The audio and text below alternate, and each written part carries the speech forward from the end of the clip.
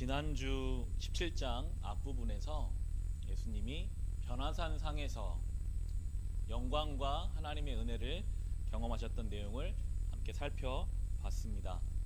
예수께서는 그 변화산에서의 영광과 하나님의 은혜를 가지고 그 자리에서 그냥 그것만 누리고 계셨던 것이 아니라 십자가의 사명을 감당하시기 위해서 산 밑으로 내려오셔서 맡겨진 길을 걸어가십니다.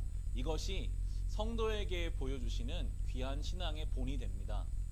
하나님이 주시는 은혜, 하나님이 허락하신 영광, 이 은혜와 영광을 가지고 그냥 나 혼자 좋다고 있는 것이 아니라 이것이 예수께서는 사명으로 연결하셨습니다. 예수님의 사명은 십자가였습니다. 이것이 성도의 본이 되어야 하는데 베드로는 여기가 좋으니까 여기 있으면 좋겠습니다 라고 이야기를 합니다.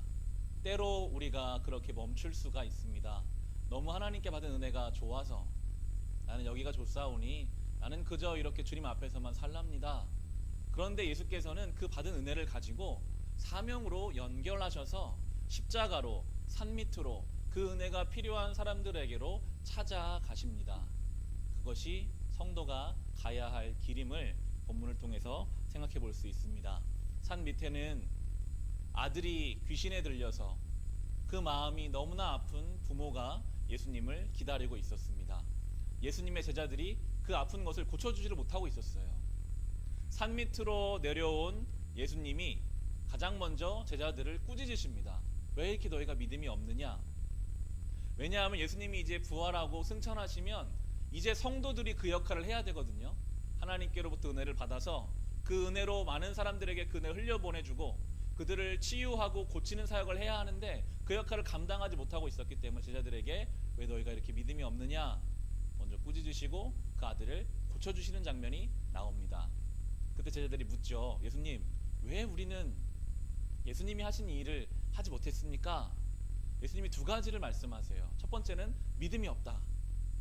너희에게 겨자씨만한 믿음이라도 있다면 산이 옮겨져 저쪽으로 옮기는 그런 역사도 일어날 것인데 그런 믿음이 없다라고 말씀하시자 제자들이 답답하잖아요. 믿음이 어떻게 생겨야 되는지.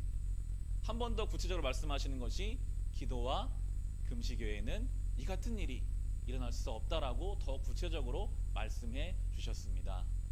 기도밖에는 하나님 앞에 엎드리는 것밖에는 다른 방법이 없다라고 결론을 내주셨어요. 우리 힘으로는 안 된다. 이 겨자씨만한 믿음도 우리에게는 생겨날 만한 가능성이 없으니 하나님 앞에 나와 기도하고 금식은 더 간절한 간구죠. 하나님 앞에 간절히 엎드리는 그 시간들을 통해서 우리에게 작은 믿음이라도 생겨나면 그러면 하나님이 큰 일을 이루시는 것을 보게 될 것이라고 말씀하십니다.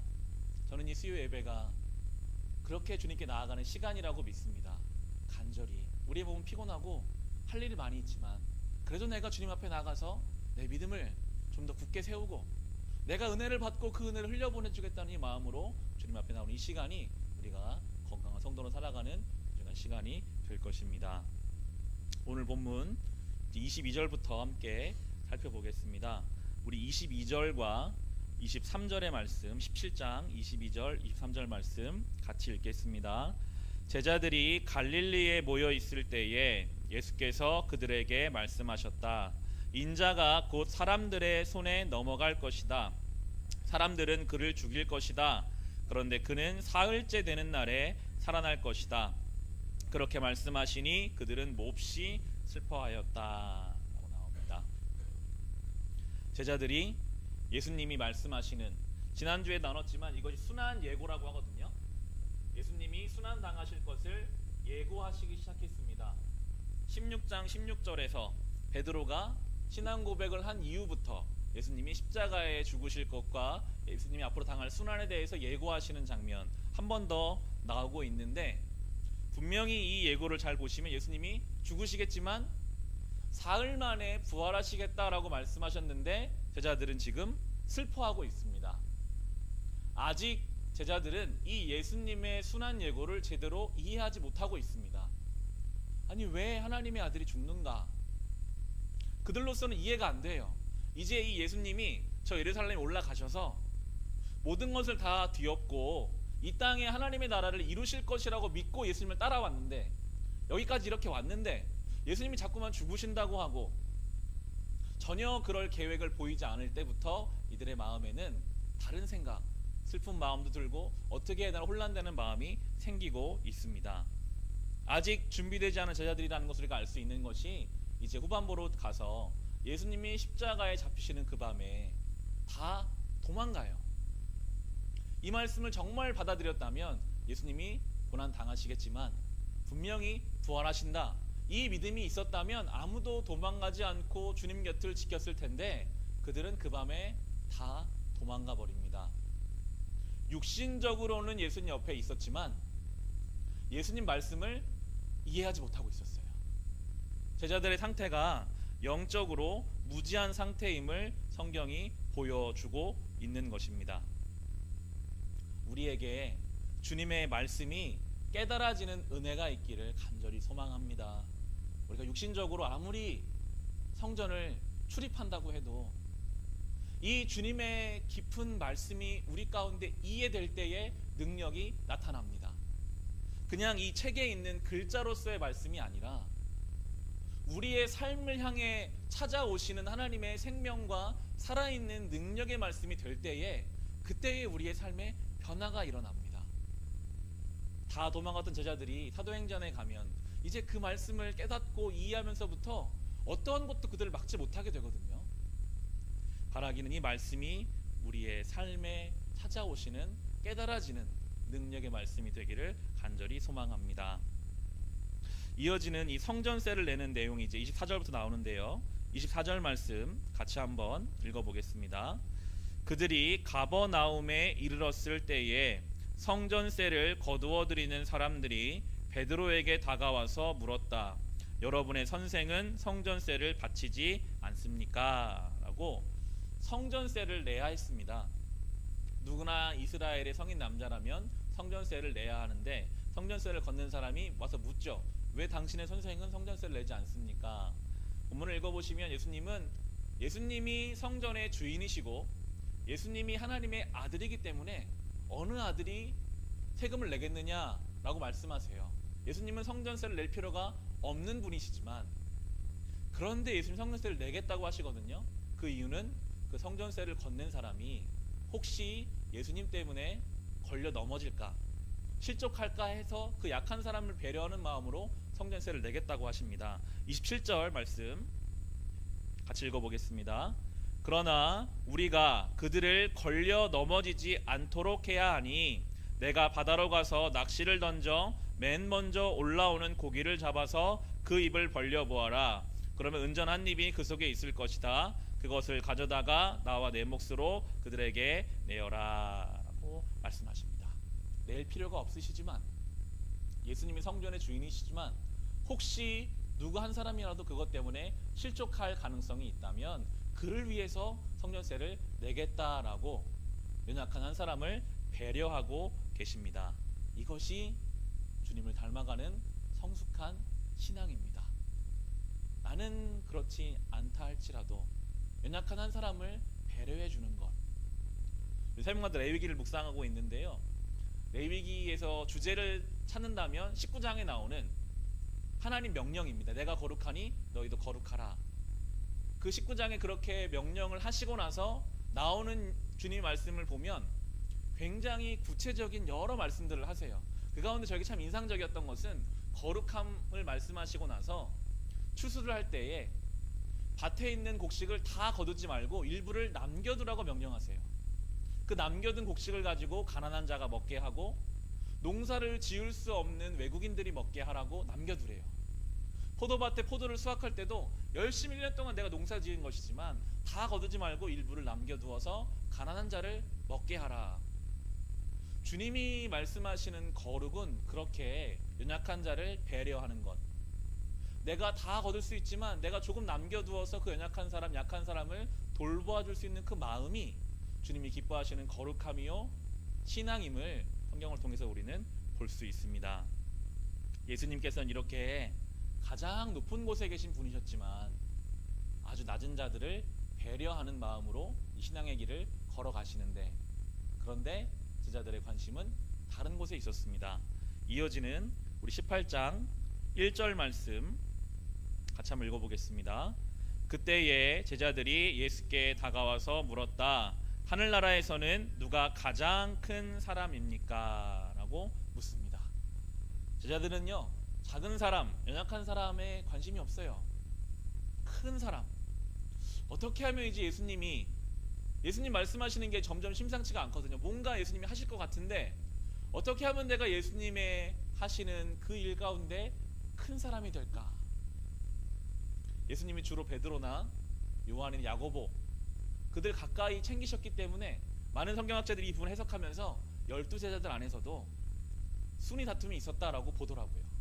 이 물음이 선한 의도로 묻는 것이 아니라, 예수님 어떻게 하면 내가 그러면 좀 더 높은 자리에 올라가겠습니까? 큰 사람이 될 수 있겠습니까? 라고 관심을 갖습니다. 이 큰 사람이 된다는 것은 결국 우리가 주일에 나눴던 자기 중심성이 드러납니다. 이게 죄의 속성이거든요. 어떻게 하면 내가 내 옆에 있는 내 동료보다 좀 더 중심으로, 좀 더 높이 올라갈 수 있겠습니까? 여기에 관심이 있어요.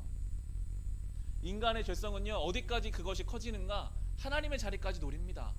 그게 선악과였어요.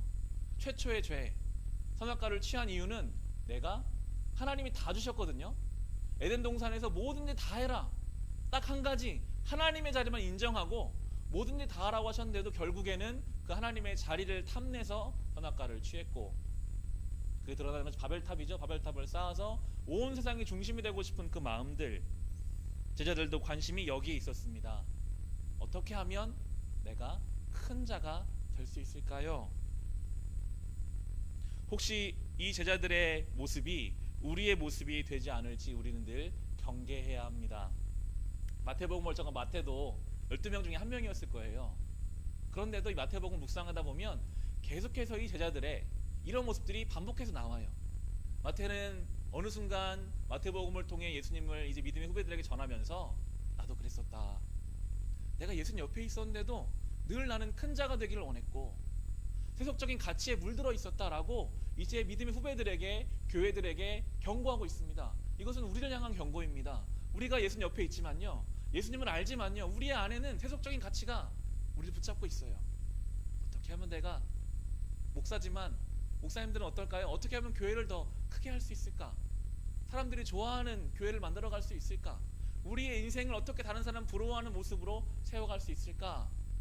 어떻게 하면 큰 자가 됩니까? 라고 묻는 제자들을 향해서 예수님은 전혀 다른 대답을 해주시죠. 우리 2, 3, 4절 같이 한번 읽어보겠습니다. 예수께서 어린이 하나를 곁으로 불러서 그들 가운데 세우시고 말씀하셨다.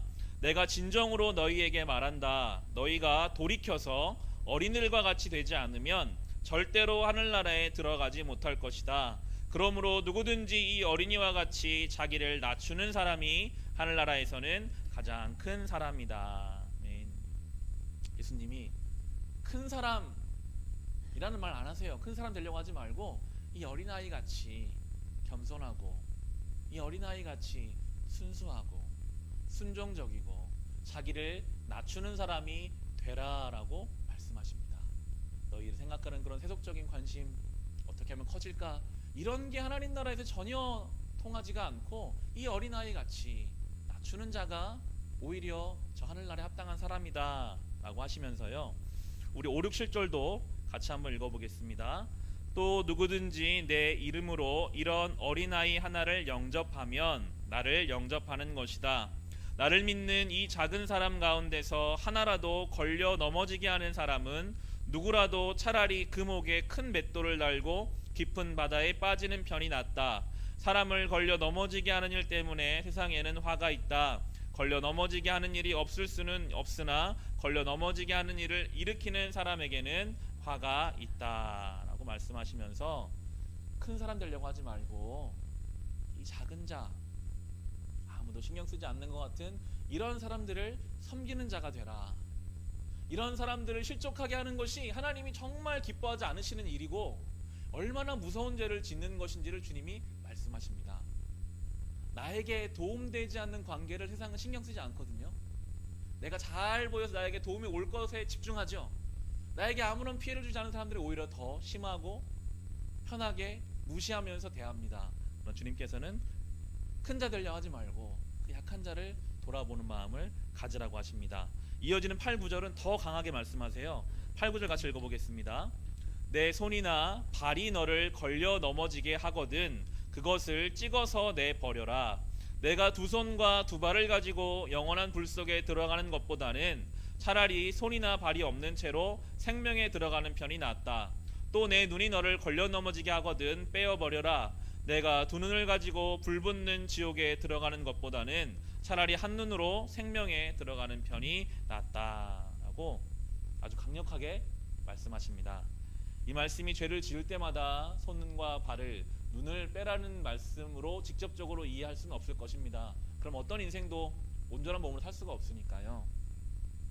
예수님께서 강조하시는 바는 우리를 죄 가운데로 이끌고 가는 생각, 앞서 나온 것처럼 큰 자가 되려고 하는 것 때문에 나보다 연약한 사람들을 수없이 무시하고 하나님 원치 않는 방향으로 가는 그 마음들이 우리 안에 늘 들어올 텐데, 그때마다 마치 이 손을 잘라내는 그런 결단으로 그 죄와 싸우라는 것입니다.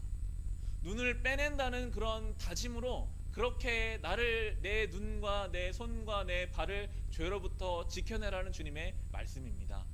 본문을 묵상하시면 우리가 시험에 들지 않을 수는 없다, 죄를 안 지을 수는 없다라고 주님이 우리의 상태를 아세요. 그렇지만 나는 원래 죄 짓는 존재니까 내가 원래 이렇게 살아야지, 이렇게 마음을 놓고 있지 말고 마치 내 손과 발을 절단하려는 그런 결단을 가지고, 그러한 긴장감을 가지고 어떻게든지 내가 죄와 싸워서 주님 원하시는 믿음의 길을 걸어가야지 라는 그런 마음을 가지고 믿음의 길을 따라오라고 강력하게 말씀하고 계십니다. 이어지는 우리 12절부터 우리 14절 말씀 같이 한번 읽어보겠습니다. 너희는 어떻게 생각하느냐? 어떤 사람에게 양 100마리가 있는데 그 가운데 한 마리가 길을 잃었다고 하면 그는 99마리를 산에다 남겨두고서 길을 잃은 그 양 찾아 나서지 않겠느냐? 내가 너희에게 말한다. 그가 그 양을 찾으면 길을 잃지 않은 99마리 양보다 오히려 그 한 마리 양을 두고 더 기뻐할 것이다. 이와 같이 작은 사람들 가운데서 하나라도 망하는 것은 하늘에 계신 너희 아버지의 뜻이 아니다 라고 말씀하십니다. 세상의 가치와는 조금 다릅니다.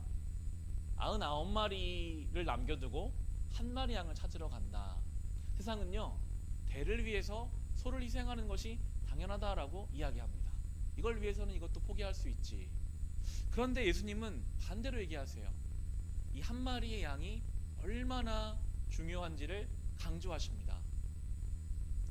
이 14절 나오는 것처럼 아버지의 뜻이 무엇인가, 결국은 그 한 사람을 향한 하나님의 관심, 한 영혼을 향한 하나님의 마음이 얼마나 큰지를 예수께서는 말씀하고 계십니다.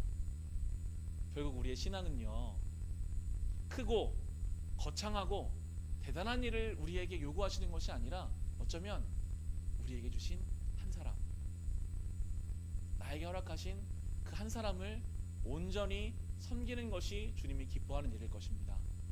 우리의 말에 직접적으로 영향을 받는 사람이 있을 겁니다. 우리 자녀가 될 수도 있고요, 우리의 가족이 될 수도 있고요, 우리 일상에서 만나는 그 한 사람이 내가 그를 실족하지 않게 하는 것이, 그것이 주님이 기뻐하시는 신앙입니다. 크고 대단한 일을 하는 게 아니라요, 그 한 사람을 내가 섬기고 그 한 사람을 내가 온전하게 그를 하나님의 길로 인도하고 그의 마음을 다치지 하지 않기 위해서 때로는 참고 견뎌주고 기다려주고 그 한 영혼을 세우는 것, 하나님은 그 한 영혼에게 관심을 두고 계시다고, 다른 것 어떠한 것보다 이 한 사람을 온전하게 세워가라고 오늘 이 말씀을 우리에게 주고 계십니다. 저는 개인적으로 요즘 교회에 새가족들이 오고 교회가 점점 크기가 변해가면서 좀 고민이 있었거든요. 어떻게 우리 교회가 가야 할까? 이 교회의 방향은 어떻게 가야 할까? 이 성도들을 잘 관리하고 조직하기 위해서 무엇을 하면 좋을까? 아버지가 목회하시니까요, 만날 때 물어보기도 하고 동료 목사님들에게 물어보기도 했습니다. 시원한 대답을 제 마음의 대답을 듣지를 못했어요. 그런데 오늘 저는 이 말씀 묵상하면서 하나님 원하시는 것은 다른 게 아니라 한 사람이구나. 한 사람을 주님께로 온전하게 인도하는 것. 주님의 관심은 크고 대단한 일이 아니라 어떻게 하든지 이 한 사람을 주님 앞에 온전하게 세우는 것, 그것이구나 하는 생각을 할 수 있었습니다. 저에게는 가족이 되겠죠. 저에게는 교우 한 명이 될 것입니다. 여러분도 마찬가지일 수 있습니다. 여러분의 말에 상처받는 혹시 그 한 사람이 있다면 이제 그 말 하나를 조심하는 것이 신앙입니다. 내가 영향력을 줄 수 있는 그 한 사람을 내가 온전하게 섬기는 것이 주님이 기뻐하시는 일인 줄 믿고 우리가 믿음의 길을 걸어가야 하겠습니다. 그렇게 보면 우리의 신앙은요, 굉장히 구체적입니다. 굉장히 실제적입니다. 우리가 이 믿음의 길을 함께 걸어가야 하겠습니다. 이어지는 18절부터 20절의 말씀 우리 같이 한번 읽어보겠습니다. 내가 진정으로 너희에게 말한다. 무엇이든지 너희가 땅에서 매는 것은 하늘에서도 매일 것이요 땅에서 푸는 것은 하늘에서도 풀릴 것이다. 내가 진정으로 거듭 너희에게 말한다. 땅에서 너희 가운데 두 사람이 합심하여 무슨 일이든지 구하면 하늘에 계신 내 아버지께서 그들에게 이루어 주실 것이다. 두세 사람이 내 이름으로 모여 있는 자리, 거기에 내가 그들 가운데 있다. 두 사람이라도 합심하여 무슨 일이든지 구하면 주님께서 그 기도를 들어주신다라고 말씀하고 계십니다. 이것이 얼마나 귀한 약속인지요. 그래서 성도 간의 믿음의 서로를 향한 중보의 기도는 능력이 있고 너무나 소중한 것입니다. 두 사람이라도 합심해서 우리가 기도할 때마다 이 말씀 붙잡고 우리 기도해야 합니다. 하나님 약속하셨잖아요. 우리가 두 사람이라도 합심하여 기도하면 주님이 들으신다고 약속하셨잖아요. 그렇게 성도 간에 중보기도의 공동체를 만들어 가야 합니다. 그러나 우리가 구할 때는 꼭 한 가지를 더 붙입시다. 주님, 그러나 우리가 원하는 대로만 그렇게 이루어지는 게 아니라 우리의 기도 가운데 아버지의 뜻이 이루어지게 해주십시오. 여러분의 가정이 중보기도의 공동체가 되시기를 바랍니다. 가정이 힘을 모아 기도할 때 주님이 그 기도를 들으신다 약속하셨거든요. 그렇게 기도할 때마다 주님, 그러나 우리의 가정의 필요를 주님이 아시니까 아버지의 뜻이 우리 가정 가운데 이루어지게 해달라고 우리가 그렇게 기도해야 하겠습니다. 그리고 또한 주님의 이름으로 모인 그 자리에 주님이 함께 계신다. 이것은 교회입니다. 우리가 이 시간 지금 주님의 이름으로 모였습니다. 이 자리 가운데 주님이 함께 하십니다. 얼마나 복된 일입니까? 우리가 주님의 이름으로 모일 때마다 그 자리 가운데 주님이 함께 하시고요. 이 기도의 내용을 설명하면서 무엇이든지 땅에서 풀면 하늘에서도 풀릴 것이고 땅에서 매면 하늘에서도 매일 것이다 라고 말씀하고 계십니다. 땅, 우리의 역할입니다. 우리가 주님 앞에 잘 풀어내면 주님께서 그 풀어내는 것을 이루어 주실 것이고 우리가 또 잘 묶어가면 주님이 우리의 그 묶는 일을 도우신다라고 하시는데요. 이 부분을 저는 묵상하면서 기도와 연결되어 있기 때문에 기도로 연결이 되었고요. 우리가 풀어야 할 것들이 무엇이 있을까? 죄와 욕심으로부터 우리를 풀어주시기를 기도해야 합니다. 비교와 염려로부터 우리를 풀어주시기를, 우리를 붙잡고 있는 미움으로부터 우리를 풀어주시기를 우리는 기도하고 또한 우리가 시도하고 이 땅에서 노력할 때에 주님께서 우리를 풀어주실 것이고, 또 무엇에 우리를 메어야 할까? 사랑으로 우리를 묶어주시기를, 믿음 가운데 우리를 묶어주시기를, 하나님의 사명과 하나님 나라를 향한 헌신으로 우리를 묶어주시기를 기도하고 우리가 이 땅에서 시도할 때 주님께서 우리를 온전하게 매셔서 다른 곳으로 도망가지 못하도록 우리를 붙잡아 주실 것입니다. 이제 마지막 18장의 마지막 부분은 용서에 대한 말씀으로 나옵니다. 베드로가 주님께 묻습니다. 우리 21절 말씀 같이 읽어보겠습니다. 그때에 베드로가 예수께 다가와서 말하였다. 주님, 내 형제가 나에게 자꾸 죄를 지으면 내가 몇 번이나 용서하여 주어야 합니까? 7번까지 하여야 합니까? 라고 묻습니다.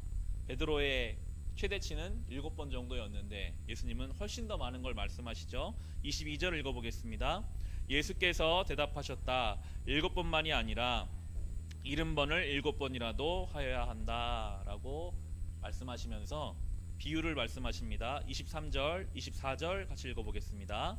그러므로 하늘나라는 마치 자기 종들과 샘을 가리려고 하는 어떤 왕과 같다. 왕이 샘을 가리기 시작하니 10,000달란트 빚진 종 하나가 왕 앞에 끌려왔다 라고 나옵니다. 우리 성경에 10,000달란트의 달란트의 주가 달려 있습니다.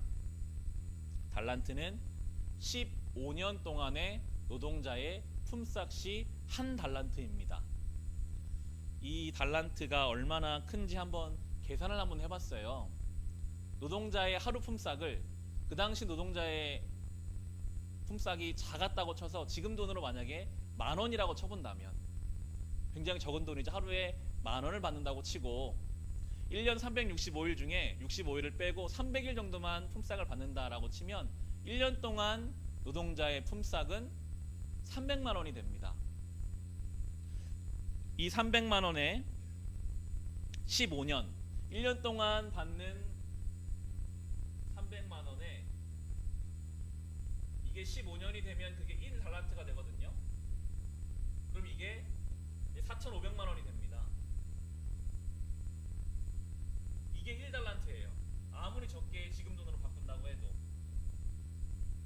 그러면 1달란트에 10,000달란트 만을 곱하면 4,500억이 되더라고요. 얼마나 큰 돈이 되는지. 이 4,500억이라고 하는 것은 결코 이 사람이 갚을 수 없는 큰 빚을 졌다는 것을 뜻합니다. 저는 늘 궁금하더라고요. 어떻게 했길래 이렇게 큰 빚을 질 수 있었을까? 아마도 왕의 재산에 불을 냈거나 배가 어디에 침몰했거나 큰 사고를 치지 않고서는 지울 수 없는 큰 빚을 진 이 사람. 원래는 가족도 다 종으로 팔리고 이 사람도 처벌을 받아야 되는 것이 마땅한데 이 종이 간절히 빌게 되죠. 26절, 27절 말씀 같이 한번 읽어보겠습니다. 그랬더니 종이 그 앞에 무릎을 꿇고 참아 주십시오. 다 갚겠습니다 하고 애원하였다. 주인은 그 종을 가엾게 여겨서 그를 놓아주고 빚을 없애 주었다 라고 나옵니다. 다 용서해 줘 버립니다. 그냥 빌었더니 그 모든 큰 빚을 다 탕감해 주었습니다. 그리고 나가는 길에 다른 친구를 만나죠. 우리 28절부터 30절도 같이 읽어보겠습니다. 그러나 그 종은 나가서 자기에게 100데나리온 빚진 동료를 만나자 붙들어서 멱살을 잡고 말하기를 내게 빚진 것을 갚아라 하였다. 그 동료는 엎드려 간청하였다. 참아주게 내가 갚겠네. 그러나 그는 들어주려 하지 않고 가서 그 동료를 감옥에 집어넣고 빚진 돈을 갚을 때까지 갇혀있게 하였다 라고 나옵니다. 우리 성경에 데나리오에도 주가 달려있죠. 데나리오는 노동자의 하루 품삯, 똑같이 10,000원이라고 치면 100만 원입니다. 그날 4,500억 정도를 탕감받은 사람이 나가다가 자기에게 100만 원 빚진 친구를 만났을 때 그것을 용서해 주는 것이 아니라 멱살을 잡고 감옥에 집어넣어 버렸습니다.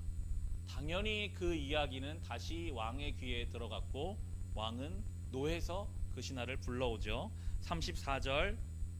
33절부터 마지막 절 35절까지 같이 읽어보겠습니다. 내가 너를 불쌍히 여긴 것처럼 너도 내 동료를 불쌍히 여겼어야 할 것이 아니냐. 주인이 노하여 그를 형무소 관리에게 넘겨주고 빚진 것을 다 갚을 때까지 가두어두게 하였다. 너희가 각각 진심으로 자기 형제자매를 용서해 주지 않으면 나의 하늘 아버지께서도 너희에게 그와 같이 하실 것이다 라고 예수님께서는 용서에 대해서 설명하고 계십니다. 이 사람이 빚진 빚이 이렇게 큰 빚이라면 이 사람이 탕감해줘야 될 빚은 정말 작은 빚이었습니다. 이것을 우리는 성경이 죄로 해석할 수 있죠. 우리가 주일날 예배 때마다 주님 앞에 이렇게 고백합니다. 주님, 나의 죄를 용서해 주셔서 감사합니다. 눈물로 찬송도 부르고 은혜도 받고 그렇게 우리의 죄의 용서를 받았다고 하면서 저 문 밖에 나가서 이제 우리 일상으로 돌아가면 이 작은 죄를 못 넘어간다면, 나는 그렇게 많이 은혜 받았다고 고백하고 용서받았다고 찬송하면서 막상 나의 삶에 가서 나의 마음에 들지 않는 그 한 부분 때문에 그 사람을 정죄하고 비판하고 날카롭게 말하고 그 사람 마음을 아프게 하는 그러한 말과 행동을 우리가 한다면 오늘 나온 이 종과 무엇이 다르겠습니까? 하나님 앞에 똑같은 모습일 것입니다. 우리가 용서받았기 때문에 우리는 용서할 수 있습니다. 우리가 은혜를 받았기 때문에 우리는 은혜를 베풀어 줄 수가 있는 것입니다. 그런데 이것이 우리의 죄된 본성 때문에 억지로는 안 되더라고요. 어떻게 우리가 그렇게 할 수 있습니까? 우리가 받은 은혜에 집중을 해야 돼요. 내가 그렇게 큰 은혜를 받은 사람이지. 주님께서 나에게 주신 은혜를 바라보고 묵상하고 그것을 붙잡을수록 우리도 쉽게 은혜를 베풀 수 있습니다. 내가 받은 용서가 얼마나 큰지를 생각하고 내가 온전히 받아들일수록 우리도 용서해 줄 수 있습니다. 혹시 우리의 삶에 은혜가 줄어들고 작은 것도 분노하게 되고 날카롭게 된다면 우리가 다시 주님의 은혜를 바라봐야 할 때입니다. 그 사랑을 붙잡아야 할 때입니다. 그것을 묵상하고 바라보고 붙잡을수록 자연스럽게 내가 이렇게 용서받았는데 당신을 내가 용서 못하겠습니까? 내가 이렇게 큰 은혜를 받았는데 내가 당신에게 은혜를 베풀지 못하겠습니까? 정말 은혜 받은 사람은요, 기쁘고 밝고 감사할 수밖에 없더라고요. 우리의 삶에 그 은혜가 줄어들기 때문에 날카롭게 되고 비판적이 되는 것입니다. 오늘 말씀을 함께 나누었습니다. 변화산에서 예수님이 보여주신 신앙의 본을 기억하며 우리가 받은 은혜를 가지고 사명을 감당하시기를 바랍니다. 예수님께서는 성전세를 내시며 약한 한 사람을 배려해 주셨습니다. 한 영혼을 귀하게 여기신 하나님이시기에 우리도 우리에게 주신 그 한 영혼, 우리의 가정, 우리의 일상, 우리의 교우들을 실망시키지 않고 그들을 섬기는 건강한 신앙인이 됩시다. 마지막으로 용서의 비유를 기억하며 우리가 많은 용서를 받았으니, 많은 은혜를 받았으니 용서를 해주고 은혜를 베풀어주는 건강한 성도의 삶을 살아갈 수 있으시기를 주님의 이름으로 축원합니다.